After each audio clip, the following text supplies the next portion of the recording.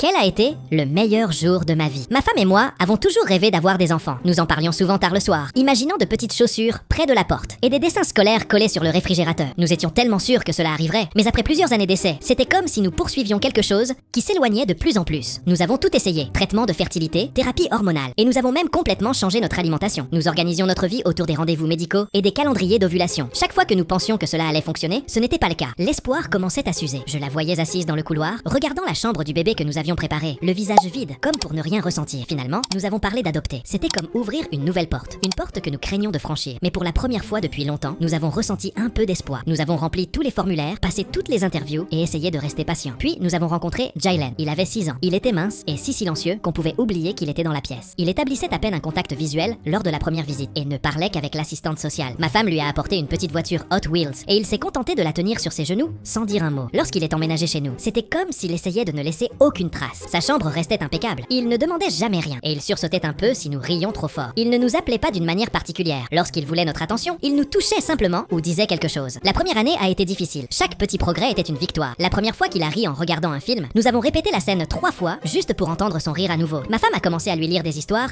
avant de dormir et il réclamait le même livre encore et encore, comme une routine qu'il ne voulait pas lâcher. Je lui ai appris à faire du vélo, mais après qu'il est tombé et s'est écorché le genou, il a refusé de recommencer pendant plusieurs mois. La deuxième année, il a commencé à s'asseoir avec nous sur le canapé plutôt que de l'autre côté du salon. Parfois, il nous laissait le prendre dans nos bras, même si son corps restait rigide. Nous avons essayé de ne pas trop insister. J'entraînais son équipe de football et il a commencé à me saluer après les matchs. Juste un rapide signe de la main. Mais je l'ai remarqué. Je ne l'ai pas pressé. Je me suis contenté d'être présent. La troisième année, les choses ont commencé à se stabiliser. Il posait de vraies questions, comme où ai-je grandi ou comment était ton travail. Il ne partageait pas beaucoup sur son passé, mais de temps en temps, il laissait échapper quelque chose et nous l'écoutions sans pression. Un jour, il a demandé s'il pouvait inviter un ami à la maison. Ce soir-là, en se préparant pour dormir, il a passé la tête par la cuisine et a dit: "Tu es génial, mon ami." C'était un grand pas. Mais le jour où tout a changé était un mardi ordinaire. Je suis allé le chercher à l'école et je l'ai trouvé assis sur le trottoir, sac à dos à côté de lui, le visage tendu comme s'il retenait quelque chose. Je lui ai demandé si tout allait bien et il a juste haussé les épaules. Plus tard, j'ai appris qu'un enfant lui avait dit quelque chose de cruel, que des personnes comme Jaylen n'avaient pas de parents. Cela lui a fait très mal. Je lui ai demandé s'il voulait prendre une glace. Il a hoché la tête, mais est resté silencieux tout le chemin. Nous nous sommes assis à une table et avons mangé lentement. Et soudain, il a dit: "Tu n'avais pas besoin de venir me chercher, tu sais." Je l'ai regardé et lui ai dit que je le ferais toujours. Il a hoché la tête en regardant la table. Puis il a dit: "Merci papa." Je suis resté figé une seconde. C'était comme si le temps s'était arrêté. Je l'ai regardé et il était déjà en train de manger à nouveau, comme si ce n'était rien. Mais pour moi, c'était énorme. Après 3 ans d'attente, à nous demander s'il nous verrait un jour comme les siens, il l'a enfin dit. Ce fut le meilleur jour de ma vie. Rien de spectaculaire, sans célébration, juste une table tranquille, 2 cornets fondants et un seul mot qui a tout changé.